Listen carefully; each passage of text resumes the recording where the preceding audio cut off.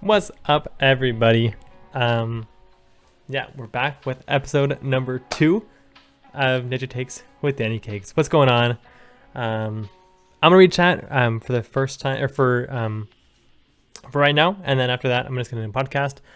What's up, Bumblebee? What's up, Leah, Kamoze, Bard? Everybody else who's looking slippy, you're looking mighty fine today. I gotta be completely honest with you. And yeah, everybody else tuning in, everybody else chilling. Hope you guys are all having a very good day. Oh, okay, so again, I am a little bit nervous starting out this podcast again, so I apologize if... Thank you for the stuff, I really appreciate that. I am a little bit nervous, so again, I apologize if things are a little bit jumbled. Things are not quite perfect when they come out, but I hope you guys can forgive me. So basically today we're going to talk about, as the title suggests, urban green spaces and mental health. This is a big topic that gets talked about a lot, and I think it's also a way that you guys can get more involved in it. I think last time I did my podcast, I was kind of unhappy with how scientific I sounded when I talked about it, and so I want this time to be more conversational with you guys. So if you guys are ever feeling like it's not super conversational, or you guys ever want me to go back and talk about a different topic, let me know in chat. It's in the bottom left of my screen, so I'll see it. I try not to respond to it. Again, !podcast, and you can see what's going on. There are no alerts. There's no TTS. There's no stuff going on, so I'm not going to get interrupted. I'll go back after and think any follows, think anything that goes on with that. I won't read comments out loud, but I will be talking about this kind of stuff. So, like I said, today we're talking about urban green spaces and mental health. So what urban green spaces are is basically any green space within a city, as it sounds. So for these kinds of studies where they do this, and again, this podcast is me trying to take literature from the scientific community and relay it back to you guys in a way that makes sense, in a conversational way, give you guys both viewpoints as to what's going on, and then talk a little bit about how I personally feel about it after reading all the literature, reading all the rhetoric. Again, I try and make things so that they're conversational, make things so that it's easier for everybody to understand, because some of the stuff is kind of rough to understand. I thoroughly enjoy reading the literature, and I get too sucked into it, which is a big issue because it takes me a long time to get ready for this kind of stuff. But I think it makes for a more informational podcast, which is what I want to have. I want this to be a conversation. I don't want this to just be me talking at you guys the entire time. I want you guys to be, thinking about this kind of stuff. And again, at the end of the podcast, we're going to have about an hour, maybe 30 minutes to an hour of a discussion, of a Q&A going on with you guys and myself. So let's get into it. So again, urban green spaces are anything that's green within a city. In the studies that I've read, they categorize 3 different main things within a city as different spaces. Number 1 is buildings. Buildings are pretty self-explanatory. Houses, skyscrapers, apartments, shops, anything like that gets categorized as a building and doesn't count as a green space. There's also gray spaces, which is pretty much everything between buildings.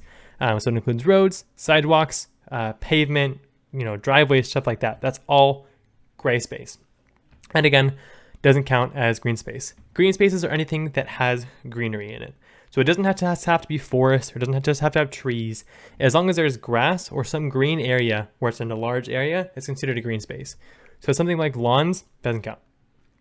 Parks, playgrounds, baseball fields, soccer fields, you name it, if there's greenery in it and there's plants in it, it's a green space. And so a lot of these studies focused mainly on quantifying that. So basically looking at how much of a certain percentage of an area has green spaces. Now I'll get more into that in a bit. It's a limitation of the studies because they didn't ever study the quality of it. There were no studies that did. So now you guys know what it's comprised of. Again, it's urban green spaces. It's green spaces within a city. Let's talk about the negative sides of it, because there are negative sides. For this podcast, I mainly relied on 2 very good studies. One done in 2015 of a systematic review of all the literature done within this topic, and they picked out only the best ones, laid out their methods very clearly as to how and why they picked these ones based on a certain set of criteria. And then one from 2010, which reviewed, I think, 32 different studies. Again, set out criteria for how they picked it. It was very in-depth in the article. I won't go and talk about the specifics in that. I'm going to kind of briefly mention that. I think last time I went too in depth on the actual discussion of everything, and I think that's when it sounded too jargony, so I apologize for that. This time I'm just going to try and talk about what the main concepts are trying to convey was.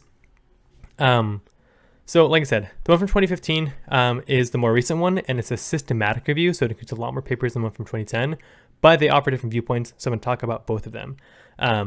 So some of the negatives about green spaces is that it does cost a lot of money. Putting in parks, putting in stuff like that, putting in playgrounds and everything, it costs a lot of money for the city, which comes from taxpayers, which comes from sometimes donations. And that tax money can sometimes go to better areas. But there's always debate as to what it should go to, which is why these studies were done initially, and which is why they're still continuing to be done. It's a very big hot topic right now of if more green space actually has a mental health benefit or a physical benefit or any benefits whatsoever, which again is why all these studies are done, especially the systematic review. The systematic review is the first of its kind for this field for urban green spaces, which is why I'm going to reference it so much, because it is very all-consuming for the entirety of the field, and so I think it gives the best outlooks on the topic. So again, urban green spaces cost a lot of money. I mean, you try and put a park in, and you have to have all these permits. You have to have everything that goes into it. It takes a long time to get it all set up. A lot of planning, a lot of stuff like that goes into it. A lot of stuff on the back side, not just actually putting it in the ground. And it also takes up space for potential housing. I mean, parks obviously are a decent chunk. Football fields, stuff like that. It's all big areas. And so it takes up areas where there could be potential housing. In the United States specifically, there is a pretty decent homeless problem, especially where I live in California. And so when you build a park, a lot of people think to themselves, why don't we just build housing? Why don't we give it to these people who are less fortunate so that they can actually start and build a career, go from there? And it's a totally valid point. It's a very, very good point. You know, it is difficult to try and say whether or not what's better. But again, that's why I'm going to talk about it in this, so you guys can have a more informed opinion on it. There's a couple other negative things as well, but those are the main two drawbacks to having these green spaces in cities. It just takes up a lot of space for other things, and it costs a lot of money to taxpayers. Some people don't like having these green spaces because, you know, it can. I don't think it drives. Anyways, let me move on. So the benefits of green spaces is heavily debated. These two reviews, the systematic review and the actual review, kind of clashed in terms of what they agreed on or what they said. They both said that there's not a great amount of causality that's shown in these studies. And what causality is basically something happened because of something else. So it's like saying, I dropped this penny in the water, and I know that it splashed because of the penny. And they will show it, and if it's significant, that means that it happens without a chance, without a shadow of a doubt. So chance could not have played a role. And so what they say is that causality is not that great for these kind of studies. It's very much, you look at a certain area, and it's mainly well-developed countries like the US, the Netherlands is a huge one, Germany, other areas like this where it's super well-developed, and you take a look at the population size, you quantify, you try and put a number to how big a green area is, and you say, well, the citizens in this area are more satisfied than these citizens in another area where there's no green spaces. And so the problem is, it's not an actual experimental study. You're not setting up these things to try and study them. It's just they're already in place. And so it can lead to a bit of bias, which is one thing that they pointed out a lot in these studies, is that this is a lot of bias, which is why more studies need to be done. And you're going to hear every single time I talk about literature, I talk about rhetoric, it's always going to say, well, more studies have to be done. It's always the case. It's always the case. There's never a time where you're like, I think we're done studying that. I think we did a pretty thorough job at researching everything and seeing what happened with it. We're done. Especially on a topic like this, there's always more research that needs to be done. And I will talk about that. I will absolutely talk about that because both papers addressed it. It is a huge issue. There's a lot of bias in this kind of stuff. You know, people who are healthier tend to move to areas that have more green spaces because it means they can exercise. And so let me go back to the actual benefits of it. The 2015 systematic review found that there was a correlation between improved mental health, improved physical health, and a lessening of mortality when there's more green spaces around them. And so there's a couple reasons for that. that I'll go into. Physical health. When you're near a green space, when you're next to a park, it encourages you to go and walk around. It encourages you to go for a run. Just enjoy nature. And so, of course, it's going to lead to improved physical health within the area. And again, that's not to say that it's 100% certain that's the case, because again, they can't show causality. They can't prove exactly that it's caused by these green spaces, but they're just showing that there is signs that does happen.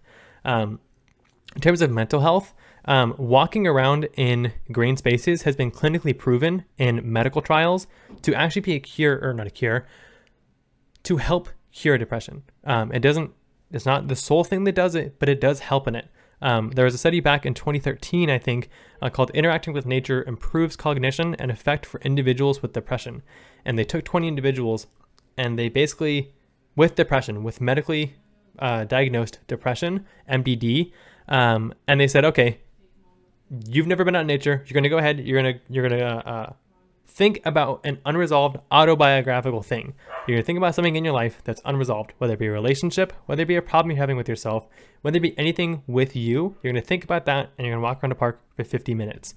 And they recorded their mental health before, how satisfied they were, and a bunch of other things. And then they recorded it after they got back from the 50-minute walk, or run, or whatever they wanted to do. As long as they were just in a park, in an urban green space, they measured their mental levels on a standardized level. So they asked them the same questions before, same questions after, same questions to everybody. And they did this for a couple weeks.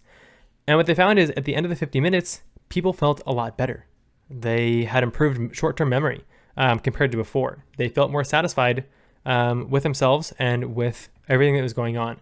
It wasn't like all of a sudden they created depression. It was a way that helped them break free of it, and a way to help them, like I said, break free from it and hopefully to try and come out of it faster. And again, that was a medical study that they literally will prescribe you to walk around in nature to try and cure and aid depression. And so that just goes to show that green spaces within cities, there is actual causality for mental health benefits. And if any of you guys have actually walked out in a park or just gone outside, not been on your phone, but just walked outside and just thought to yourself, and you just lose yourself in nature and think to yourself, you feel a lot more refreshed. A while ago, I got into running, and I felt more clear in terms of my thought process than ever before. And it was because I was running in a green area. I wasn't running on a treadmill. I wasn't running anywhere. I was running out in an outside area with pine trees popping up all around, with grass, all this kind of stuff. And it felt amazing. And I'm sure that every single one of you guys who's gone on a walk in a park has always felt that it does help. And there is scientific evidence to back up the fact that mental health is improved by these green spaces. Some crazy things that these studies found is that women and men actually feel differently about green spaces. They found that men generally find more satisfaction from these green spaces because they use it for physical exercise and because they're not worried about the safety. Women, on the other hand, are much more concerned about the safety of the park, which is why they don't find as much satisfaction with it. Parks can be a pretty scary place, especially at night. When there's trees all around, there's not that much lighting because they got to keep it low for the animals that live in there. It does make it a little bit more unsafe. And so women typically don't enjoy it as much or find as much satisfaction from it, but they walk through it more purposefully. Whereas men will just kind of walk around, stroll around, kind of go out, like, oh, yada, yada, I'm just walking around here. Women will actually go out with a purpose, and they'll look for something in themselves, and they'll walk around like that. But again, the safety of it is the biggest issue for them, which leads to them not getting as much benefits as it from men.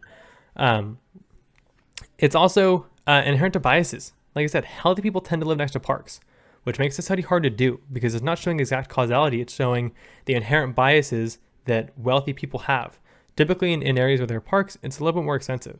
And so healthy people tend to have more money. And so they'll go out there and do that. But on the other side, the systematic review, the one from 2015, actually found that there was significant evidence that showed that lower income families and lower income people benefited more than middle income and higher income from these green spaces, which I think is really interesting. It goes to show that all walks of life can benefit from these green spaces. One One big thing that these studies lacked, also, I should mention, the one from 2010 found that there was no causality whatsoever between mental health benefits, physical benefits, but they did find that there was causality in terms of lessening mortality rates. So what this means is that this study basically said there's no links between mental health benefits and green spaces. There's no benefits between physical health, between physical benefits and green spaces. And I reviewed 32 studies. They were all very, very good studies, but none of them could show consistent causality, could show that it was significantly making a difference. I think it's very interesting that the one from 2015 found the opposite of that, and actually, or not the opposite, found that there was significant links between the benefits. It just goes to show that the more that a topic is studied, the more clear the results get. It could also be just different criteria that they use for different studies. Maybe one of them somehow, one more thing. There's a very interesting thing I saw in the one from 2015, and it basically said that positive studies, things that reaffirm what you were setting out to look for, are published at a higher rate than things that are not confirming it. And so you'll typically see studies that agree with the side that they want to set out. And everybody wants to see inherent benefits from these green spaces. So of course, more papers are going to be put out showing that there is a link between it. And there's not going to be as many that show the opposite. It's a fact of science. It's just what happens. It's inherent bias from scientists. It's very hard to get rid of. And it's kind of detrimental. So I'm going to get some water.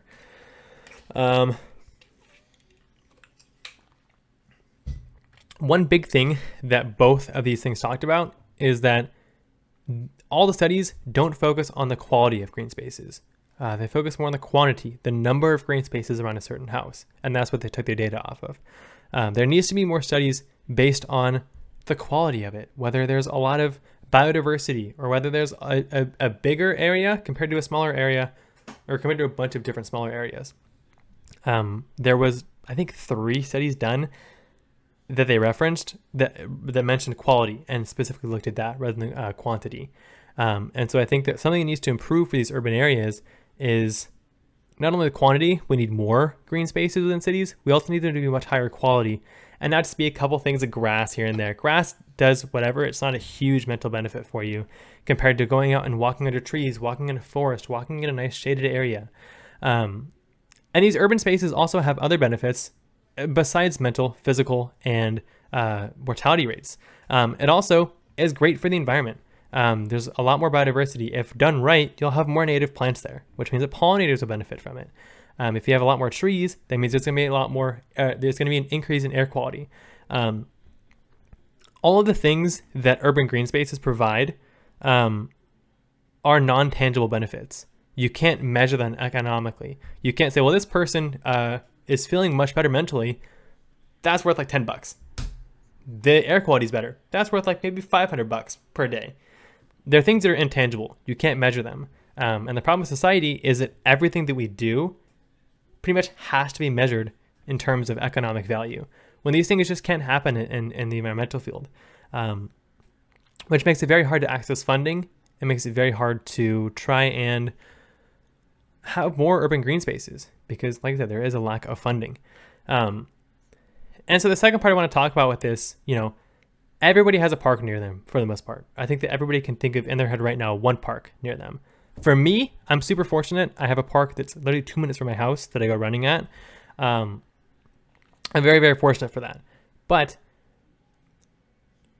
I think that myself and you guys included, we're Twitch watchers. We watch Twitch. We do stuff like that. I'm a streamer. It's very typical for a streamer not to go outside that often. Excuse me. For me, obviously, I go outside pretty much every single day for my job. But I didn't always enjoy nature, or as thoroughly as I do now. For a long time when I grew up, I would go camping. I would do all this kind of stuff. But I didn't enjoy being outside of nature. It was just kind of a thing that we did. I know my parents enjoyed it, but I didn't get that much value from it. I was kind of like, whatever, like we're outside. I would rather be home playing video games right now. At this point in my life, I've obviously changed that, and I would much rather be outside. Obviously, I enjoy talking to you guys, which is why I do that. But I thoroughly enjoy being outside, and there are very specific reasons as to how and as to why I enjoy being outside more than when I was a kid, and I want to talk to you guys about that. There are very certain things you guys can try and do. I'm going to talk about the things that helped me enjoy nature more. Like I said, being out in nature, like I said, that that medical study show that it helps cure depression, and it helps you increase your mood, and it helps increase cognition, which is crazy. All just from walking outside and literally touching grass. It's crazy. That phrase, it's obviously memed upon, but it does hold some weight. And so, like I said, I want to talk about the things that helped me enjoy nature more. One of the biggest things that helped me start to enjoy being outside a lot more was when I learned bird calls. And when I learned how to identify birds. I think that everybody here can walk outside right now and identify probably 2 or 3 species of birds, probably maybe more. I'd hope more than that, but I want to be conservative on it. Most people can look at and think, oh, that's a pigeon, that's a crow, that's a turkey vulture, that's a hawk of some kind. But what really helped me, and I was always like that when I was younger, I was always like, oh, I think that's a crow, that looks like a blue jay. Now I know it's a scrub jay, not a blue jay.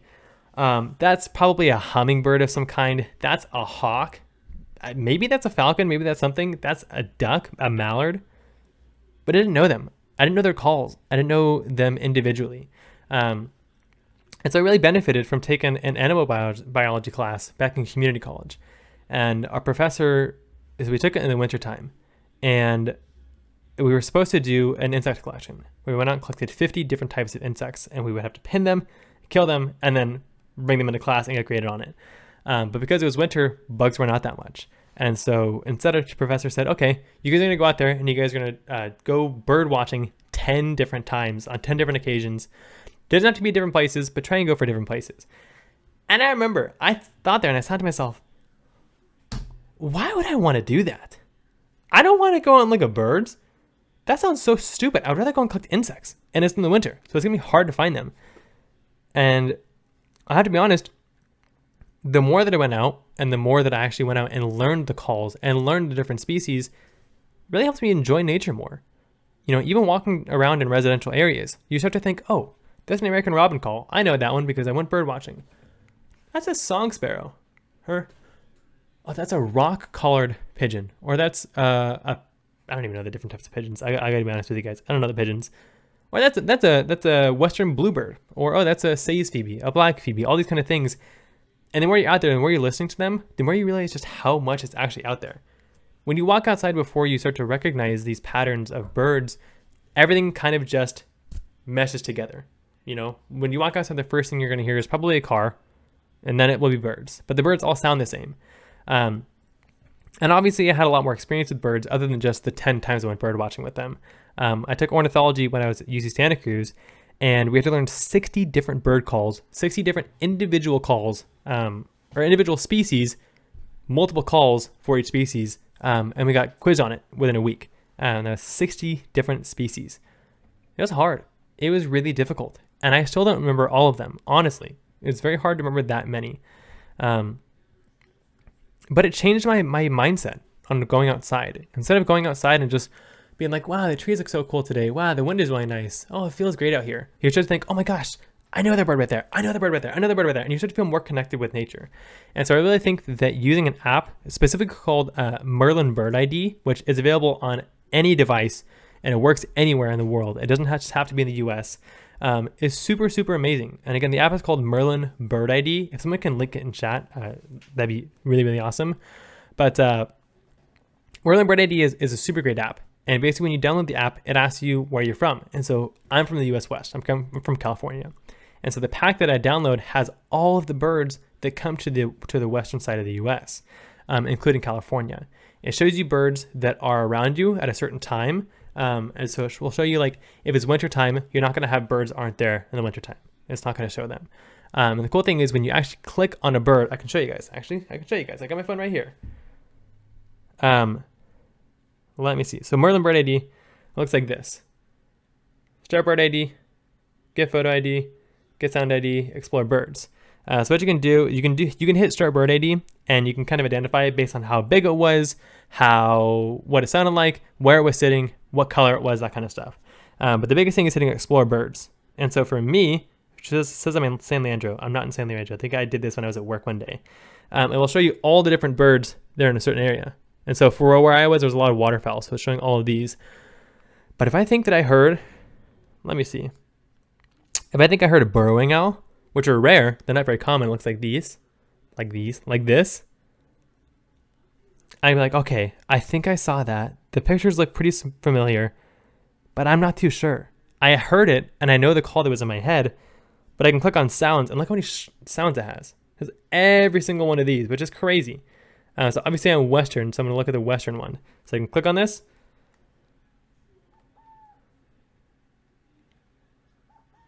You guys can't hear that because it's playing through my speaker behind me.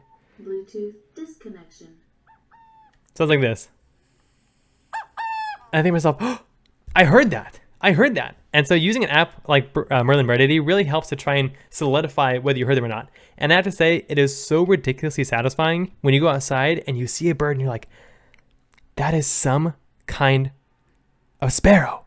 I don't know what it is, but I'm going to look it up and I'm going to find it. And I'm going to feel so connected to that bird. It's a really satisfying feeling that really helps you enjoy nature more.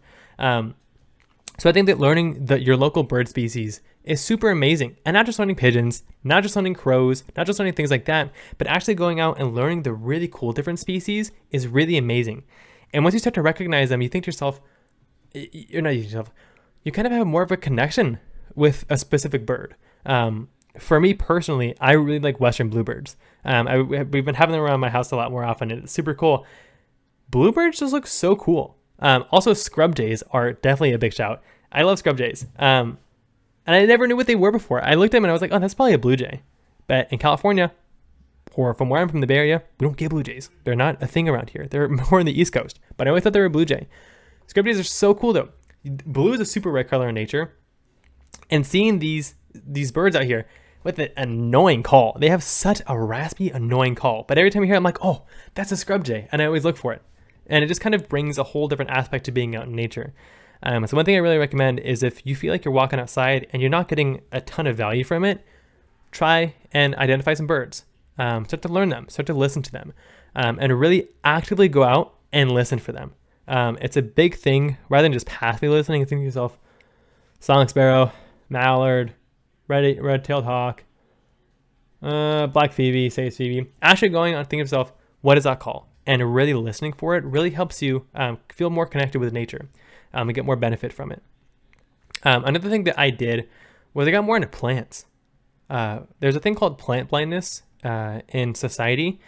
And what plant blindness is, and this is a real thing that actually has scientific studies done on it, and I have one linked in the document that I have. And I'll link this document I have after the stream. I think I have I only have 5 sources, which is not that many, but the ones that I did were very comprehensive. But using an app like Seek or using an app like iNaturalist, where you can go outside and you can take a picture of a plant and it'll tell you what it is really amazing.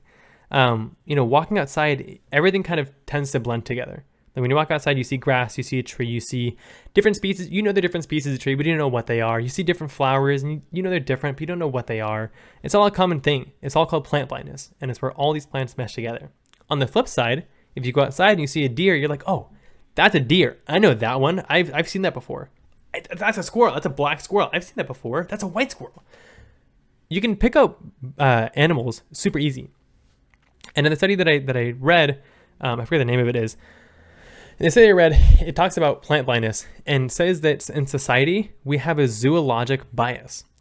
And it's been like that. It's instinctual because animals typically will cause a greater threat than plants because plants are non-moving. So it makes sense. But when you walk outside, like I said, you can identify all the different species of mammals in your area. But as soon as you go out and try and identify a specific flower or a plant, most people can't do it. And that's not to bash anybody. That's totally fine. I was like that until I took community college. And once I did that, I learned how cool plants were, and I really connected with them. And ever since then, every single time I'm out and I see a different type of plant that I don't know, I always take my phone over, and I can show you guys what I do. There's an app called Seek by iNaturalist, and it's super, super useful. And so what you can do is you can go over and you take a picture of a plant.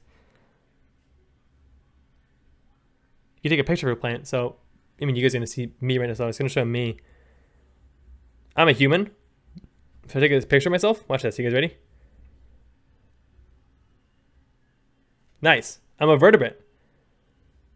That's crazy. And so it will show you what it is. And this goes for plants and animals as well. So not just about humans.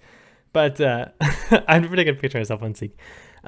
Anyways, Seek is super useful because you can go out and you can take a picture of a plant and it'll tell you what it is. It'll identify it for you. One of the biggest ways that, so the paper that I read basically talks about how plant blindness leads to a lack of conservation for plants, which is not what I wanted to get into in this episode. But it does say that apparently in the entirety of the scope of things, plants receive 3.86% of all funding for conservation, whereas animals get about 96.14% of all the rest of the funding. And a lot of it comes down to the fact that we don't really care about plants. We care about animals. We don't care so much about plants. And really feeling more connected with plants helps you feel more connected with nature and helps you feel more connected with everything. Everything, that's very overarching. Feeling more connected with nature by seeing the birds and seeing the plants helps you feel more connected and helps you feel more at one with nature, which is a super, super serene feeling. And so plant blindness, like I said, is a very big thing. What did I talk about? That's right. So I literally said don't go too in depth. I'm going to go in depth about this because I think plant blindness is super, super interesting. I'll probably have another podcast specifically about plant blindness. Let me slow down when I'm talking. One big thing, there are three main things that the paper pointed out as to how to end plant blindness or to how to try and learn plants more and feel more connected with them. One of the ways was anthropomorphism, which is the idea of giving them human traits. So when you walk outside and you see a California poppy, you think to yourself, that's really cute. That is such a cute little flower. And by doing that, you're anthropomorphizing it. You're making a human trait on that poppy. You can also say, wow, that's a really hot flower. I like that one. That one's really nice. It's got a nice thick stem, robust leaves. Wow, that's really nice. And so anthropomorphizing it really helps to identify more of the plant. And so going outside and seeing these plants and just, connecting with them really, really helps to try and connect more with nature. One other thing was empathizing with the plants. And so, if you see a clear-cut forest, you're like, wow, that really sucks. If you see a dead bird on the ground, you're like, oh my God, this little bird died. But you don't have that same connection with plants. And so it talks about having to try and have more empathy with the plants and really kind of thinking through how they feel about certain things. It's kind of crazy to think that a single flower goes through so many changes. It's out there. It doesn't come inside like we do. It stays out there the entire night, goes through really hot heat and really cold. And it lives through it. And that's really cool. And again, I'm anthropomorphizing it because it's just inherent in my mind at this point to think about them as if they're more human than just a plant. And so it's a big thing to try and walk outside and kind of think about what plants go through and to try and think about, empathize with them somehow. And it's a really weird concept to try and empathize with plants. And I know it sounds really weird, but once you do it, it makes it a lot more fun to walk outside. You're like, God, that tree is so old. I wonder how long it's been here. I wonder if it's ever, had fire on it. Like redwoods have fire on them.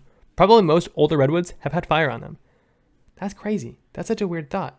But it's adapted so well to it. The bark is still intact and it's still growing really well. It's still so tall.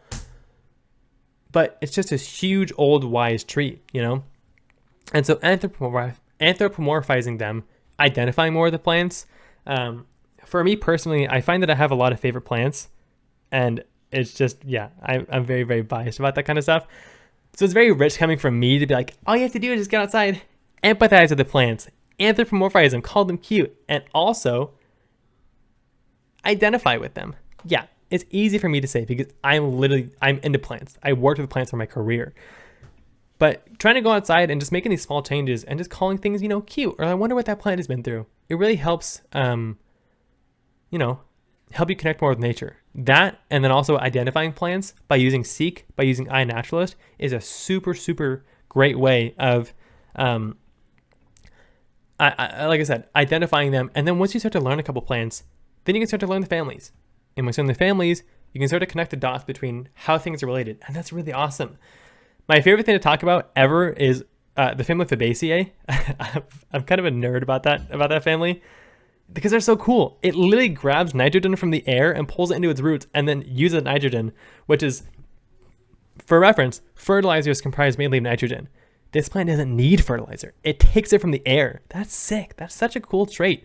And so I always talk about that because it's just so cool. And again, I'm anthropomorphizing it. I'm calling it really cool. I'm identifying myself with it. I'm empathizing with it. But yeah, that's just kind of what I guess the botanist in me does. But to go back on what my main point was, walking outside is very therapeutic. And I think that everybody can agree with that. But there's ways to enjoy it more than just simply walking outside and staring at things. Identifying more with the different birds around you. Having a favorite bird is a really great feeling because every time you see it, it raises your mood. Every time you see a cool plant that you identify with, it raises your mood. And so having these things that you look for in nature is like, it changes your entire perception on it. And once you start to listen more closely for bird calls and you hear them individually rather than just as a melody, really, really kind of connects you more and it makes you enjoy nature more. And I think it's one thing for me that it happened over time, but it was through me being cognizant of it and me actually thinking of, what was going on at a given time. And I think that everybody can benefit a little bit from, looking at plants more, looking at birds more. It really helps and it makes you feel more connected with nature. It's very easy nowadays to just think yourself as, somebody who just lives in the world and that's it. At the end of the day, we're all bound by nature. We all succumb to it. Okay, that's really dark. I apologize for that. Okay, that was too far. We're all at the mercy of nature. If one day we don't get any rain in the entirety of your country you live in, you have no plants. One day. If you go through an extreme drought, you're not going to have any plants. You can't eat, which means you're not going to have any meat because there's no plants. So we're all at the boundaries we're all at the bounds of nature. And so feeling more connected with it gives you a better perspective. I think in life, and this is again coming from personal belief, but I really do think that feeling more connected with nature, feeling more one with nature, and feeling like you're not the sole owner of it, but you're one with it, and you're there to help it, is a really, really big thing that I think has helped my mindset, and has helped me enjoy nature a lot more. And when you enjoy nature, it is a huge mental boost, and it makes you want to go outside more. And the more you go outside, the more physical exercise you get. The more physical exercise you get, the less your rate of mortality goes down. The longer you're going to live. And so it just kind of makes sense when these green spaces in urban cities have these effects on you. They have a positive mental effect on you. They have a positive physical effect on you, and they also decrease your morbidity. They decrease the chance that you're going to die. And it all makes sense. It all just, the more you connect the dots, the more it happens. And the more you go outside, the more you feel connected with nature, the more you get that mental benefit. The more you want to go outside and get physical exercise. And so it's just really, really interesting to try and do that. I think one big thing that I always want to talk about on this podcast is what you guys can do to help. And before I say that, I'm going to drink some water because my mouth is a little dry.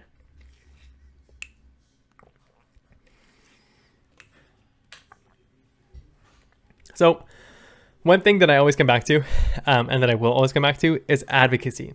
Advocating for more urban green spaces, advocating for higher quality green spaces is a big thing.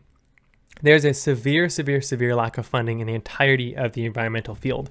And that includes urban spaces. That includes everything that goes on in a park and stuff like that.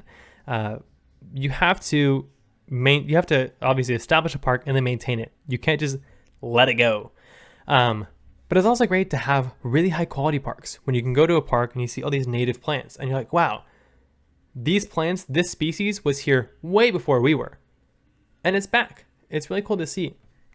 So advocating for more green spaces or more nature preserves is a very, very big thing that is often overlooked because, we're obviously more invested in healthcare, more invested in vaccine stuff, which granted are completely 100% very, very, very important.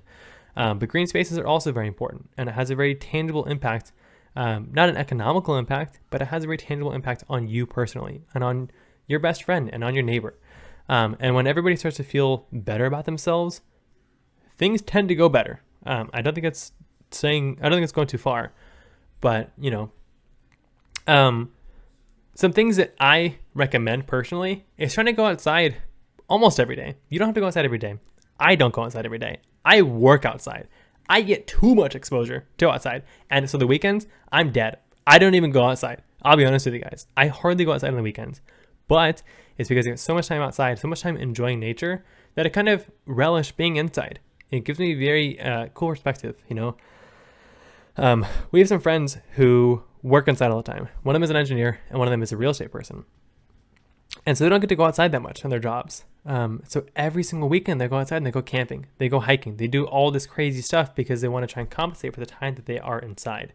And so being outside for, maybe 30 minutes every day really helps you mentally. And like the study said with MDD, with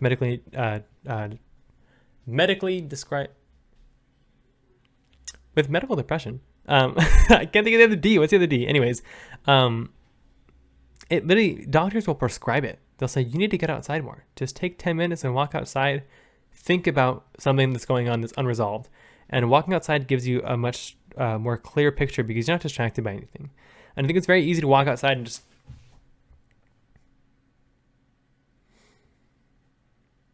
That's a cool bird. It's kind of hot. It's really easy to do that, right? It's really easy to just be on your phone the whole time you're outside. But, and I know this is a very cringy phrase, sometimes you just got to unplug. Sometimes you just got to go outside and just think. And it's a very good space for that. And so being cognizant of everything that's around you, really focusing more on individual birds, bird calls and stuff like that, and identifying them. And then connecting with them. Feeling a connection with outside is something that I think is unparalleled in a lot of things, because it makes you feel more human in a way. Humans evolved outside. We didn't evolve inside. Sure, we had caves. Sure, we had houses like 4,000 years ago or whatever. But we evolved outside. It's human nature to try and want to go back to those roots. And some people take it too far, but just a little bit of time outside really, really helps. There was a couple times, I think, when I did my 24-hour stream, that entire weekend I was inside. And I kind of went through it mentally. It was a very rough mental spot for me.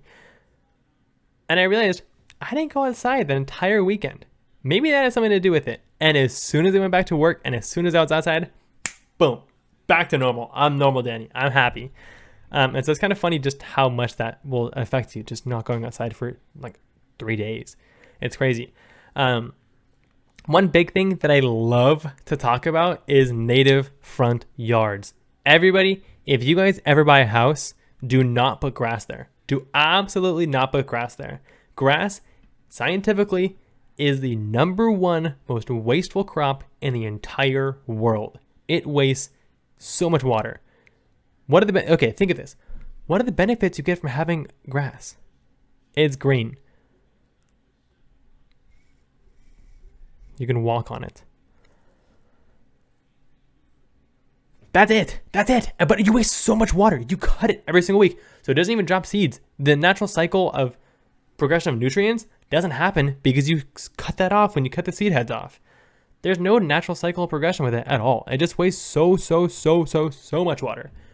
Having a native front yard, not only does it look amazing, not only are you super cool for having the native front yard, but it's great for the environment too.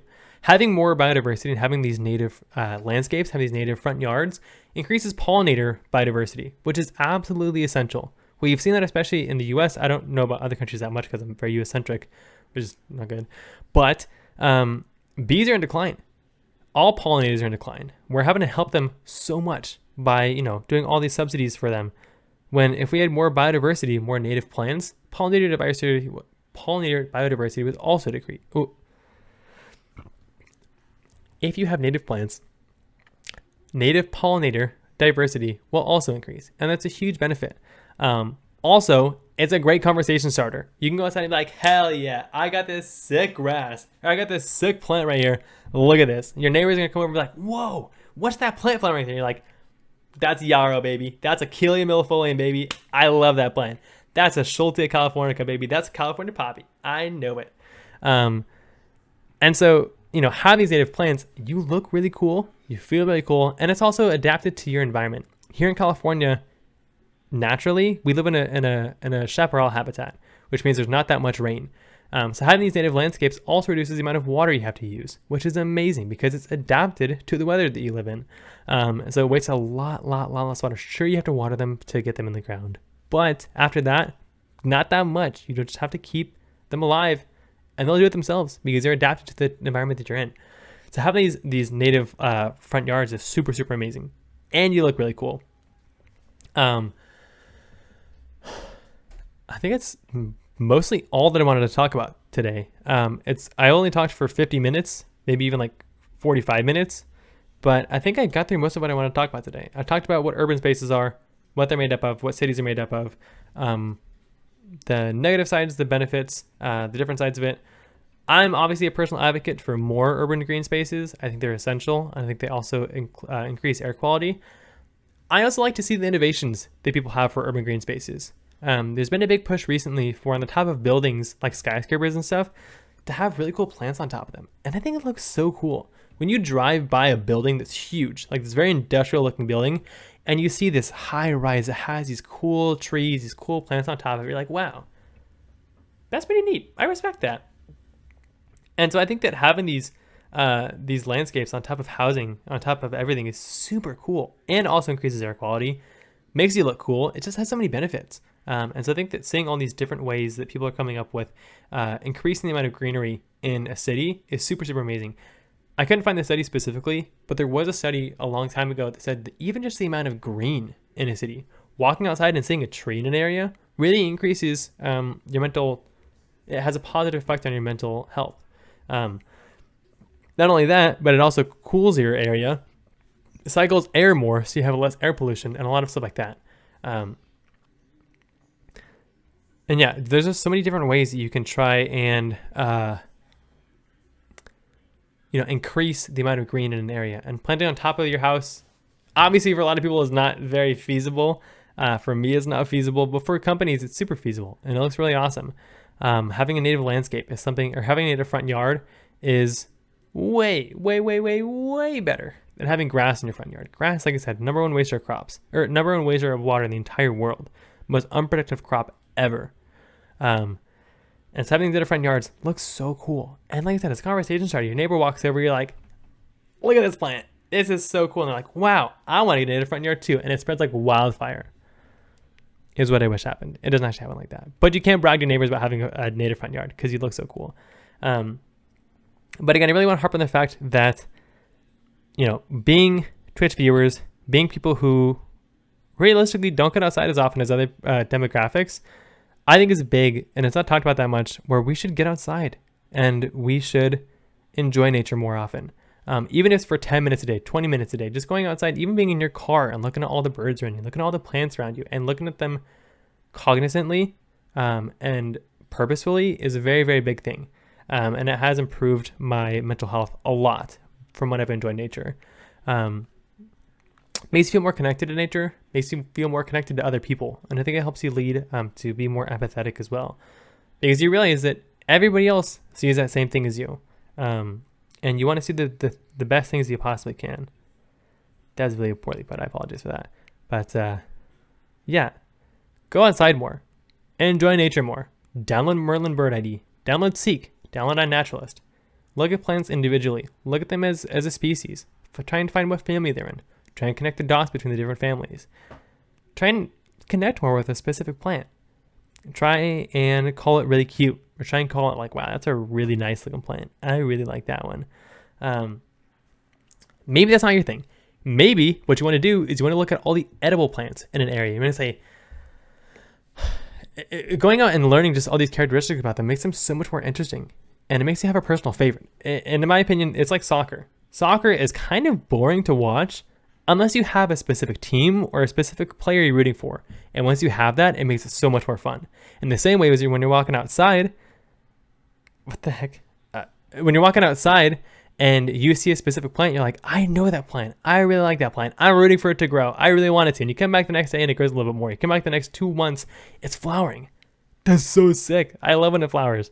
And so just, having that positive having that positive outlook on plants and looking at them purposely, conscientiously, is really, really an essential thing that people should do. And it's something that I'm a big advocate for. We can talk more about this. I think that's where I want to call it for the actual podcast. I'm running out of things to say and just kind of going off on random tangents at this point. But yeah, that should be everything. Again, thank you guys for coming out. Thank you guys for watching. I will thank you guys for all the notifications I got in the beginning of the stream. I think I got a couple subs. They should be posted on YouTube. So if you guys are just tuning in right now, it'll be posted on YouTube, on my YouTube. The link is down below on my Twitch bio. I'm not going to upload them to Apple yet or to Spotify or stuff like that because I want to have at least one more episode before I do that, because apparently people can get kind of mad if you upload onto Apple and they only see one podcast. So I'm going to wait until I have like either one or two more, and then I'll start uploading it to that as well. The video should be up probably, hopefully sometime tomorrow on YouTube. So if you guys want to check it out, it'll be there. If you guys want to recommend any potential topics, join my Discord. I have a potential topics thing. I want to have a vote maybe sometime soon about what the next topic should be. I didn't change the background. I meant to change my background. If you guys want to submit background pictures, which I didn't change this today because I forgot, feel free to send them in the background picture recommendations. Any pictures you guys take, I'll look through them. I'll compliment them. I'll say, wow, that's an amazing picture. And if I like it enough, I'll make it my background. I have pictures that I've taken, so I have that to back myself up on. But if you guys want to submit them, please, please, please do. I do look at every single one of them, and I think they're all really cool, and I think you guys are really great for going outside. I love to see you guys going outside. Obviously, I'm a Twitch streamer, and I stream pretty frequently, but I go outside every single day. And I love to see you guys going outside. I love to see your guys' interactions with nature and seeing you guys really blossoming and doing that kind of stuff. And I think that's where I want to end it for the podcast. If you guys have any questions or anything, now's the time. I'm going to start reading chat again. I'll go to the podcast Q&A. 3, 2, 1. And I'll put some music on.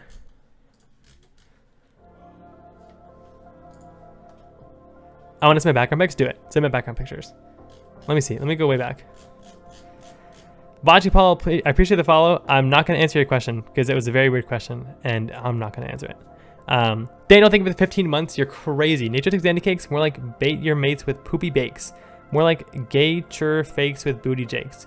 More like caca snakes with haha cakes. I'm not going to play your sub. I just read it. Smiley, smiley, smiley.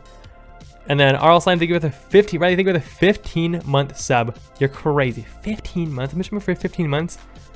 What is that, 450 days? That's insane. I reset before Daniel, so that means I'm cooler. Riley, that is so true. You are so much cooler than Daniel for subbing first. I totally agree with you. But again, I want to thank you guys for all being here. I know it's kind of a shorter one. It wasn't quite an hour. And I kind of thought that was going to be the case, which is why I wanted to roll these things into one. I want to talk about GMOs sometime soon. I think that'd be really cool. How big is my chat box for this? Boom, boom. Let me change up my thing. Hold on. Studio mode, podcast. No, I want to go my Overwatch. Grab this. Go down here. Studio mode. Paste that. Get rid of this 7TV chat box. And make this one bigger. Cool. Don't put me off. Kamote, I saw you asked earlier before about my favorite plant. I'm a big fan of yarrow, Achillea Mellifolium. It's in the Aster family, and it's a really cool. I actually have a sweatshirt of it. I should wear that next time. It's a really cool plant that has. It's okay. I'm gonna go into nerd mode for a second. It's a plant that has. The scientific name is Achillea Mellifolium. It was actually. The genus is Achillea, which comes from Achilles. It has healing properties where it will clot blood at the source of it. And so Achilles, back in the war with Greece, he would use it with his warriors. And if you chew it up and then spit it on a wound, it'll clot the blood and help stop the bleeding. So it's named after Achilles, which is really cool. But then the species named Mellifolium was named after the fact that it looks like it has 1,000 leaves per stem, which it does. It looks like it's very feathery, and it's really, really cool looking. It has a really cool aromatic smell. You can actually eat it. It is edible. And it also has a really cool backstory behind why it's called Achillea and stuff like that. Politics, AMA, not yet. You can get a tax break in California if you convert your yard into a native yard. You can, which is really cool. We did our front yard, and another neighbor was inspired to just finish theirs too. Yeah, it's so cool. I helped Leah finish her front yard with native plants, and it looked amazing. It looked so good. And our car is much less water. I remember her neighbors walking by when we were doing it, and they were all so jealous. They were all looking at us like, damn, they're getting a new yard, and ours is just looking green or dead with grass. What are we doing that for? And they went out and actually plant it with native plants, which is super, super cool. You're going to succumb to nature no matter what. Gonna talk cat and having a hella jungle yard? Hell yeah. I love pitcher plants, Nyko. Pitcher plants are so cool. They're so crazy. The adaptations the plants have is like genuinely mind-boggling. I recommend watching a couple of David Attenborough series about different types of plants. I need to move my 7TV thing up. 7TV chat box is big. Move this up like that. Cool. Native plants. I'm very biased towards native plants. If there's one thing you guys will learn about me, it's the fact that I like native plants a lot more than invasive plants or non-native plants. I don't know what trees are around here. I'll be honest with you guys. I know California buckeye. I know oaks. I don't know maples that well because they're not native. I don't know I know eucalyptus, but there's only one species that's around here. But it's not native. It's from Australia. What else? I don't know what else. I got a bunch about thank you for the follow today. Appreciate that. Your question was very weird, and I'm not going to answer it. Sexy talk with plants. Birds aren't the only ones that can get sexualized. Whoever named birds needs to go and time out. I wonder if it's ever been in love. What's the one bird you guys? What bird are you referencing? What's up, James? James Flowers is a hot flower. So true. So true. I can vouch he absolutely stops every time there's a plant. I do. Every time I'm outside and I'm like hiking around, I always stop and I always look at cool plants because they're so cool. Plant called dingleberry? Wrong. Yeah, ever since I took community college and I took a plant bio class, other plants are so cool and I wanted to learn more about them. And so I learned like every single species. At the reserve that I worked at, I literally knew every single species, both by scientific name, by common name, and by appearance. And it was so cool. It was so cool. The picture that's in the background right now is actually from Santa Cruz. And I know every single plant in that picture by scientific name and by common name that I can tell you guys. So with yellow flowers is lizardtail. It's Areophyllum Staccatifolium. There's some Himalayan blackberry in there, which is Rubus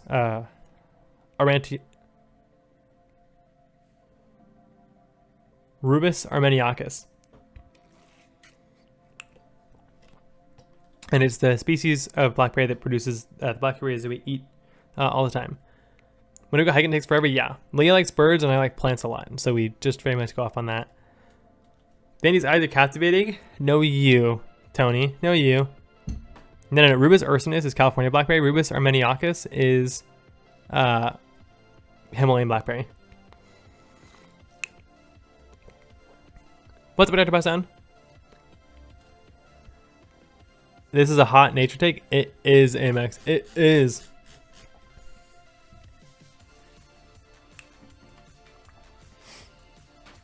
Yeah. Rubus armeniacus is Himalayan blackberry. Rubus ursinus is California. If you guys don't have any more questions about this kind of stuff, I will probably end it there. I only went for an hour, which is totally fine. I think an hour is a good length for the entire podcast. If you guys have any questions, again, I do stream pretty frequently. I may play Overwatch if you guys are new here. But ask me any questions anytime. I have a channel point redemption for asking any biofact. Do you guys want to know any cool random fact about anything? Anything? It can be literally anything. Just ask me any question. I will know a fun fact about most things. Dib is the reason. Oh, what's it gonna play? Is it looping? It's looping. Cool. I think it's a really sick song. I've been listening to it a lot. And again, if you guys are not in the Discord, make sure to join the Discord. I will be sending out a poll to vote for the next podcast topic, which again should happen next Tuesday, the 12th of October. Same time, same place. If you guys are just tuning in, I'll post it on YouTube, and I'll make an announcement when I do that as well. What are you capping me for my native plants? Daniel, how's the baseball game going? The Yankees winning? I've been hiking because it's rainy season, Sag. Yankees lost. Is Savvy in tears right now? Savvy in tears. When I was biking more often months before, I feel like my brain was calmer. Yeah. Do you think green spaces are sustainable, especially in very populated and highly urban areas? Yes, I do. I think they are. We always make more space for residential areas, so we should always be able to make space for green areas. And like I said before in the podcast, it's tough because urban spaces can be costly, both in terms of the monetary value of actually setting them up, than the fact that you can't put residential areas around them, inside of them.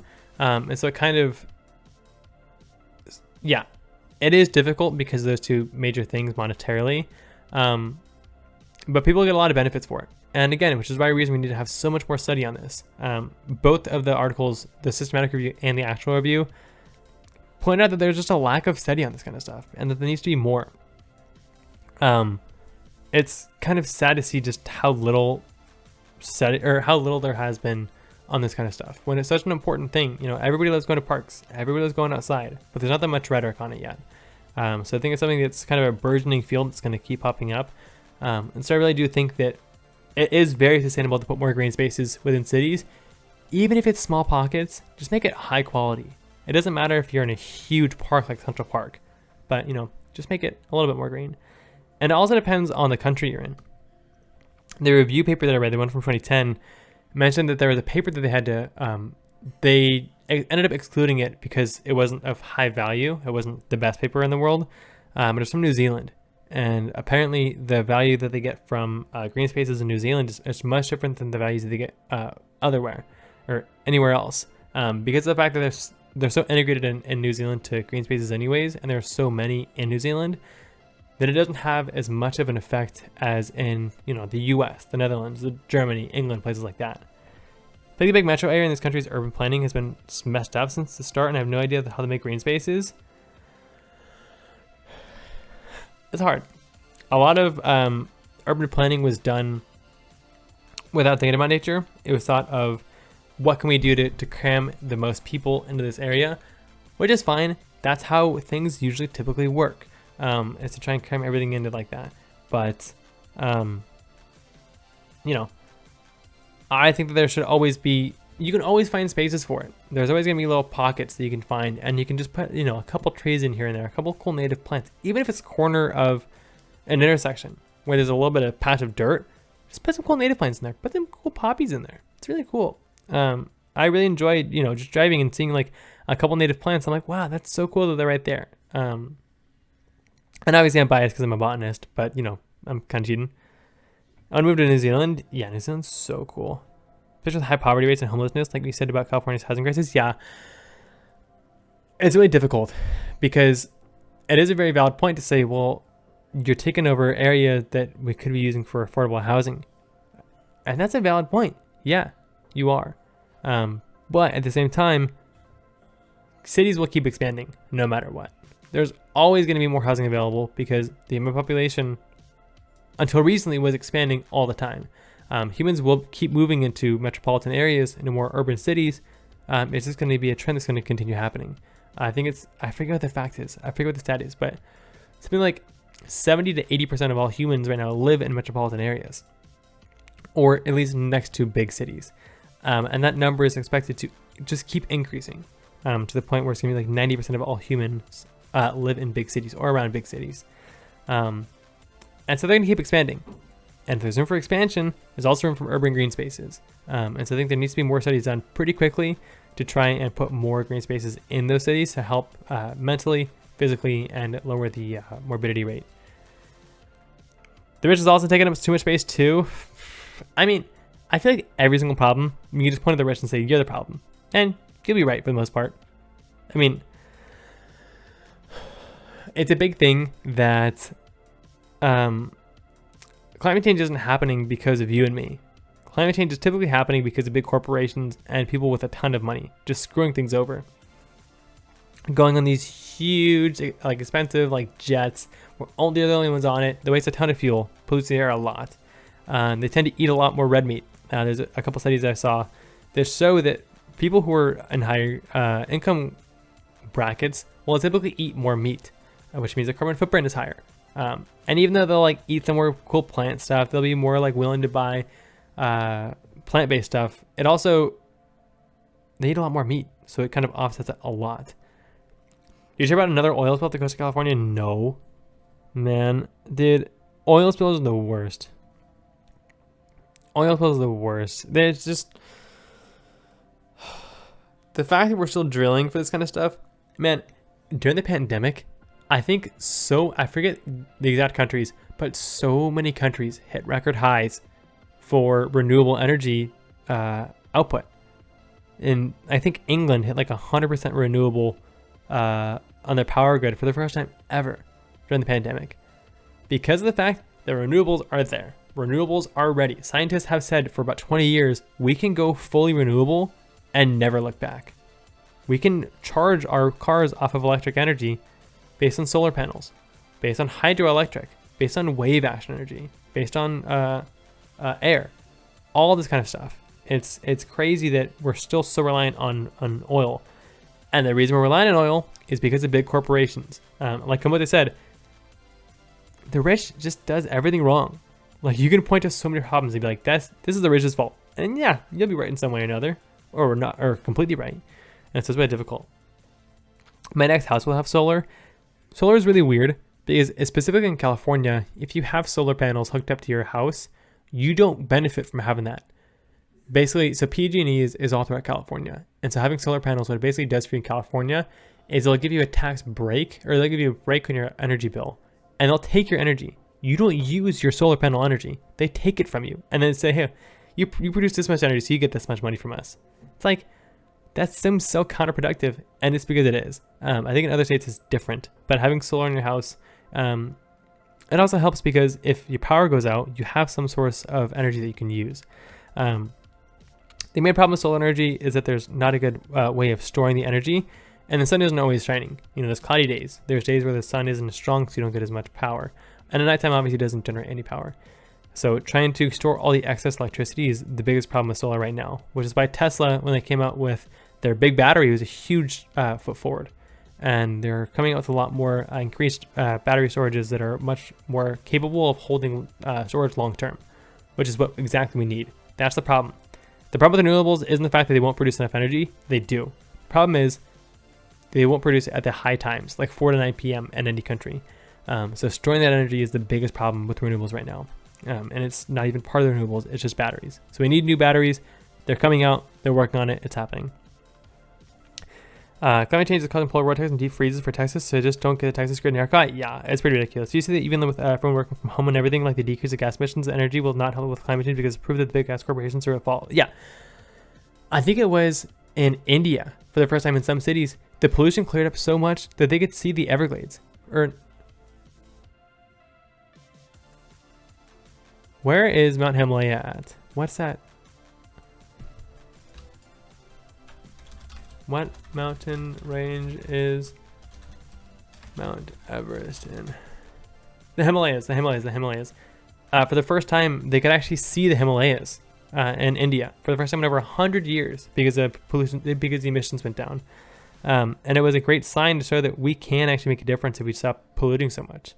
But big corporations like Amazon increased their worth during it, and so they didn't stop producing all the carbon, all our emissions. And so it really kind of offsets things in a very negative way. Yeah, Taylor, though, it's crazy with polar vortexes and deep freezes. Climate change and global warming, the reason it's not called global warming anymore is because of the fact that climate change is an overarching thing that will affect different areas separately. So in California specifically, it's going to get hotter in the summer, and we're going to have much more intense droughts, which is exactly what we're experiencing right now. But if you look at the East Coast, they're experiencing too much rain. And so it's going to create these areas where it's either going to be like, it's going to be extremes at both sides. It's not just going to be too hot. It's not just going to be too cold. It's not going to be too rainy. It's also going to be not rainy enough. And that's the main problem with climate change, is it's going to affect everything so drastically. Every single extreme that an area had before is going to be personified by 10. In the same way that hurricanes are getting stronger. The more that climate change happens, the more the oceans warm up, the faster oceans, or the faster winds circulate. And the more that Texas is going to freeze, the more that everything is just going to kind of go downhill. It's going to be awful. It's going to get even worse. You know, it's very easy as a human-centric mindset to think to yourself, this is the worst that a storm is ever going to get. We're never going to experience a freeze worse than this, where thousands of people die. Ted Cruz flees the state so he can go to Cancun and then comes back because he said he's supporting his daughter. It's very easy to think to yourself, this is the worst it's going to get. It's never going to get worse than this. It will. It will. 100% it will. Whether you like it or not, whether you think we can stop it or not, it's going to get worse. We're at the point where the actions that we've committed and things that we've done, they're going to be long lasting. We're not going to escape them. Our generation is going to feel the effects of the previous generation and generation before that and the generation before that. Going back to the Industrial Revolution. Storms are going to get stronger. Droughts are going to get more intense. Fire is going to get worse. It's going to get hotter. It's going to get colder. Things are going to be bad. And unless we do something, we're going to continue that train. And right now it seems like we are. Yeah, it's pretty bad. My parents in Arizona had solar panels and they generated so much power that they powered their home and their sold access energy. But yeah, exactly. I forget what the study was, but I think it was a country as big as the Netherlands. If we just had that in terms of solar panels, we could power the entire world and then some. The problem is we're not going to do that because oil has such a big grasp on us that we're never going to get out of it. We can be completely gone. We can be completely done with oil, but we're never going to be done with oil because big companies don't want us to be. The metropolitan area of the capital of the Philippines will sink in 2050. Yep, we're not going to be. Florida is going to be a state of islands. It's not going to be a big landmass anymore because of climate change. The Farmer's Almanac predicted the first freeze, and they predict another one for 22. So I'm trying to prepare. Yep, it's going to keep happening. It's going to keep happening every single couple of years.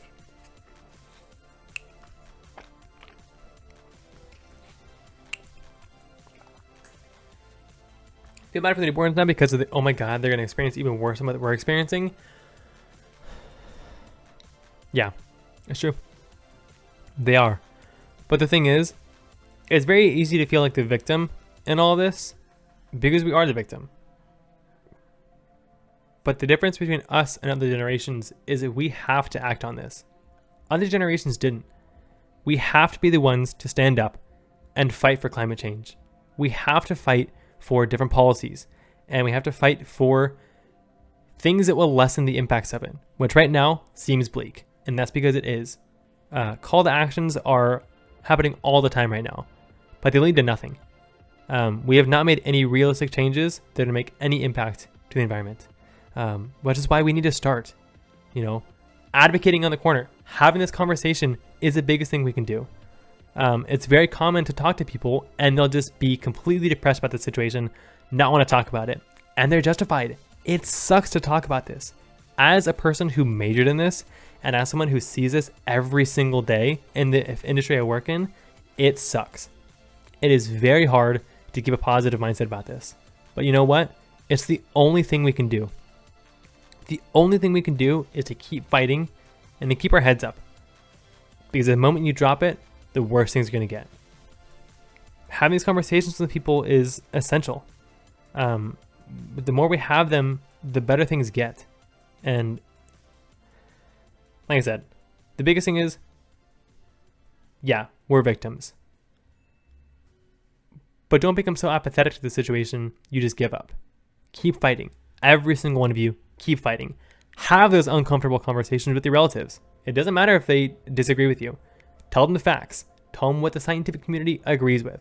If they don't believe in science, that's their problem, not yours.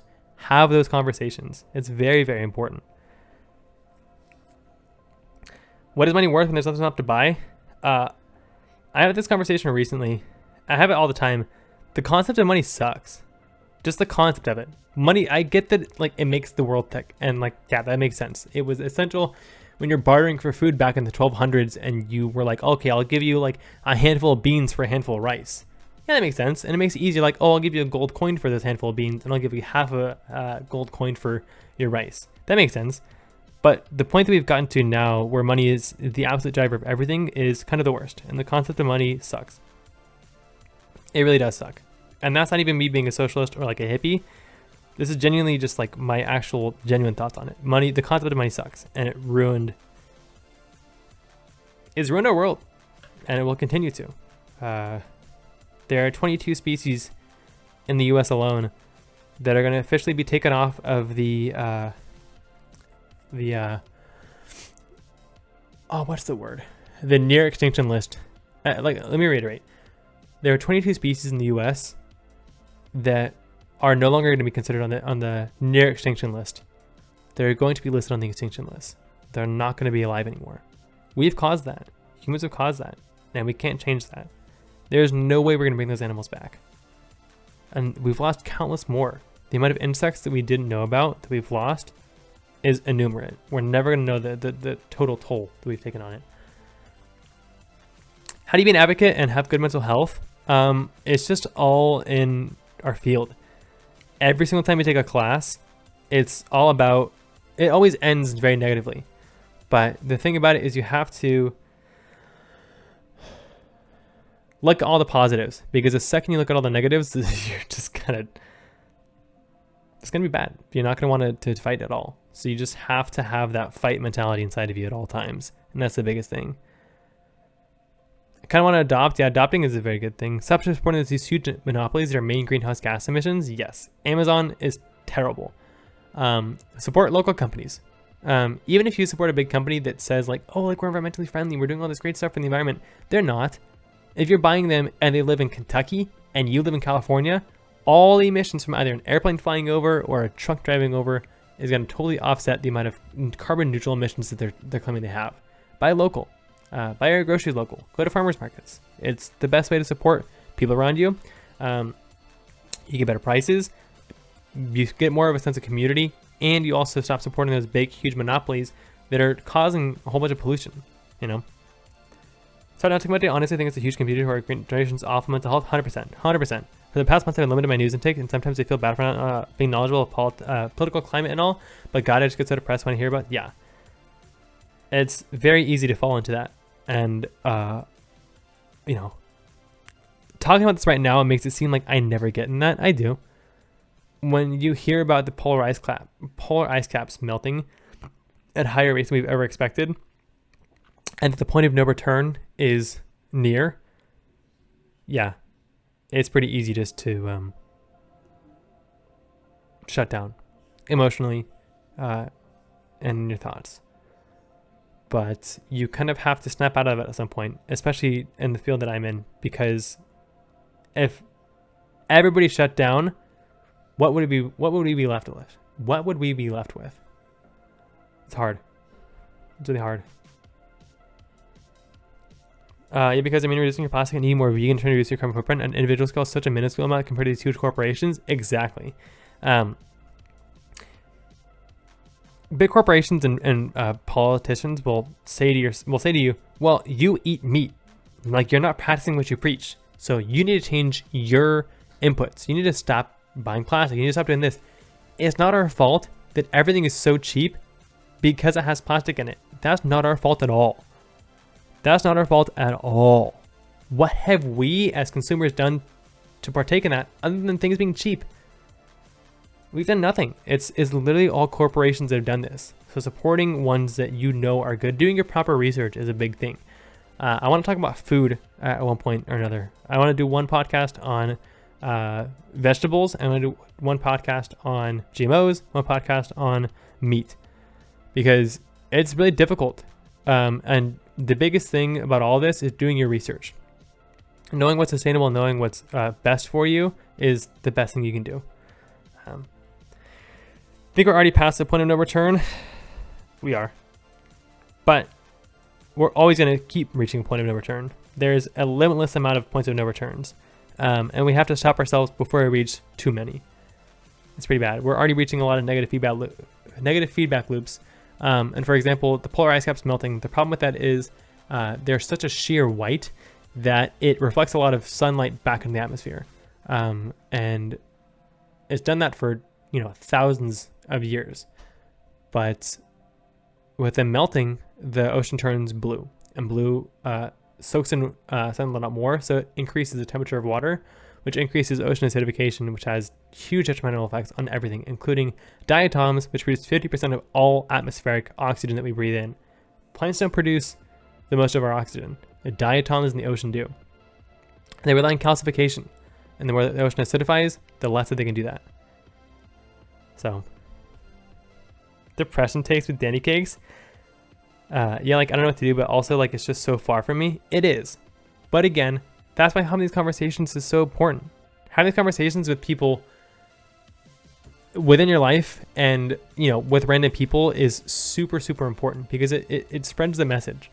And if you have a positive impact on someone, they're going to talk about it with them too, with other people too. So just, keep a positive mental attitude no matter how bleak things may seem. That's what I try and do. Every small thing is great no matter how small. I mean, I'm trying to get my bathroom routine to be all environmentally friendly. Yeah, 100%. And there's things that we can all do differently. Realistically, it doesn't make a big thing, but you feel better morally when you do it. Please help me become pescatarian or chickentarian. I don't eat, since I've been back in with my family, I ate a lot more red meat, but we didn't eat any red meat for our entire time as DanyCakes. We didn't cook it at all. And it's super easy to do. Turkey is way better for you than chicken or than beef. So eat more turkey. It's also much less messy. There's a lot less oils. It's so gross. It's so gross. Chris Gassat did a video on this a week or so ago about reducing your plastic. Yeah. Oh yeah, I think it was like, can we stop climate change? And the thumbnail was just, no, you can't. Freaking ocean, just be white. Yeah, ice caps, the only white things I care about. Nice. No bottles, plastic, or things that harm the environment. I've turned to shampoo bars, biodegradable loofahs, and a razor doesn't have plastic refillers. Yeah, and that's great. It's really great what you've been doing. I've been really respect that a lot. Let's all move into a cottage together and forage and forget everything. No. For a long time, I remember when people asked me, where do you see yourself in 10 years? And I was like, probably in Scandinavia. It's so easy to live there. You're happy there. They care about the environment, and it's just super easy. But Leah told me one time, what about the US? Like, what about your country? Like, if you leave it, who's going to fight for it? And that kind of resonated with me. And it's something that I've thought about for a long time of, it's super easy to escape. But the thing that we should do rather than escape is to try and fight for where we are, for what we are, for who we are. And it's super, super important. And I didn't watch that on stream, and it's like 15 minutes long. Yeah, I'll have to watch it off streaming and talk about it. My family's connecting plastics together, and I'm happy we're giving this organization that turns into planks. That's really cool. Yeah, I remember that conversation, Leah. There was a really cool video I watched where it talked about how they're turning food containers into pellets that they can then use for shoes. And there's super easy ways to recycle plastic. We just don't do it. We just don't do it. It's so frustrating. Guilty that I want to get out of the Philippines, but also because I don't have the rights in this country, I feel, yeah, no, come on, you're 100% justified in that. It's easy for me, and again, I am white. I'm a male. I'm straight. My family is religious. I'm not, but I'm passing on all different levels of societal norms. So it's very easy for me to sit here, very privileged, and say, just stay where you are, fight for what you want to do. It's super easy for me to do that. And I understand that. I understand that some people can't do that. It's a very privileged take for me to sit here right now and talk to you guys. But what I want you guys to feel is feel empowered. Feel like you do have a voice. No matter how small you think it is, every single action you take will make a difference. Just know that. Like a kill first before finding our country? Yeah. Which is awful. White, cisgendered, straight male spit. Thanks, Nico. Thanks, Nico. Yeah, it's true. It's true. Safety is an entirely different thing. Come on, say yeah. Recognize my privilege isn't something that I should be thanked for. It's just something that should be inherent. And it's very easy for me to get caught up in the fact of like, well, everybody can do what I'm doing. No, they can't. No, they can't. No, they cannot. I am very privileged to be where I am, to have gone through everything that I've gone through. And I completely understand that. And I completely recognize that. So do what works for you. But just know, like I said, whatever you do it with passion. That's the best thing you can do. And have these open conversations with people. Talk to them about this kind of stuff. It's super, super important. Even one small impact you can have on your uncle who's against climate change can maybe change his perspective. Thinking to himself, man, I respect that person who told me that. So maybe I'll do my own research and I'll look into what they're saying. And maybe, just maybe, you can change their mindset.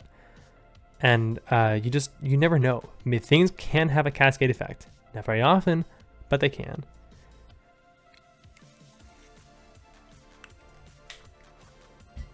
partner and I are planning to move to New Zealand.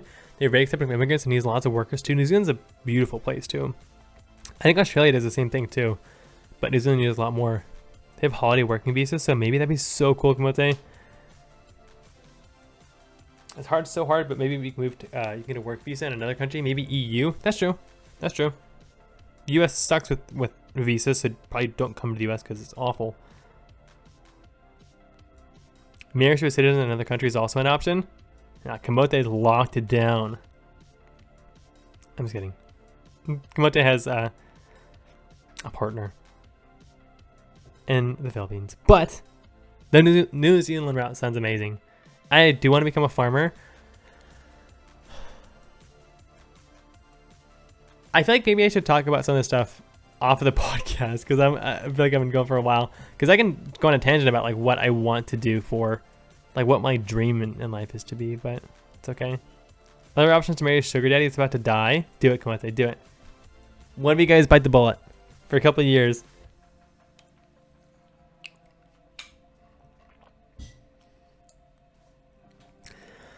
But yeah, if there's one thing to take away from this, because I'm going to end the podcast soon, it's to never feel unempowered. Every single word you say, every single action you take has weight, has power. No matter how powerless you may feel, no matter how crushed you may feel by the state of current affairs, politics and environmentally, nothing is ever impossible. We can fight to end climate change. We can slow the effects of it. Sure, we're never going to stop us from reaching a certain threshold of probably like 2 degrees Celsius. We're never going to stop that. But somebody needs to stand up. Somebody needs to fight for us. And that has to be us. We can't let everybody else fight our own battles. We have to get out there, advocate, talk to people. Even if you're uncomfortable advocating, going out and picketing, talk to people, have meaningful conversations. Dumb things down for them if they don't understand it. Have good anecdotes ready. There are a lot of good websites that break things down super easily and will explain very mundane things that are hard to explain super effectively. Find those resources, use them well, talk to people, and have a meaningful impact on people's lives. Even if things don't feel meaningful, they always are. And just, fight for yourself, fight for our generation, fight for our world. Yeah. Senator DanyCakes in California? Nah, politics is too wild, man. I couldn't do it.